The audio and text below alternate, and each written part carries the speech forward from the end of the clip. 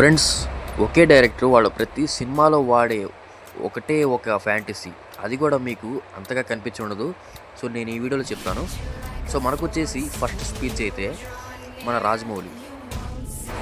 మన జక్కన్ ఏంటంటే ప్రతి సినిమాలో ఏదో ఒక వెపన్ ఉంటుందన్నమాట. బాహుబలిలో చూసుకున్నట్లయితే కత్తి, ఇలా సింహాద్రిలో చూసుకున్నట్లయితే ఇలాంటి వెపను. అలాగా మనకి హీరోకి ఏ వెపన్ సూట్ అవుద్దో ఆ వెపన్ కరెక్ట్గా చూసి అయితే మన జక్కన్ అయితే పెడతాడు. ఇక్కడ చూసుకున్నట్లయితే మనకి విక్రమార్కుడు సినిమాలో ఈ వెపన్ అయితే పెట్టాడు. అలాగే ఏగకి ఎంత స్ట్రెంత్ ఉందో అంత స్ట్రెంత్ యొక్క వెపనే పెట్టాడు. ఇక్కడ మనకి స్పీచ్ నెంబర్ 2లో అయితే మన ప్రశాంత్ నీల్ మావ అయితే మనకి మూడు ఫ్యాంటసీలు, అది కూడా 3 సినిమాల్లో. ప్రతి సినిమాలో బ్లాక్ షర్ట్లు వేసుకుని అయితే మన హీరోని అయితే ఒకసారి చూపిస్తాడనమాట.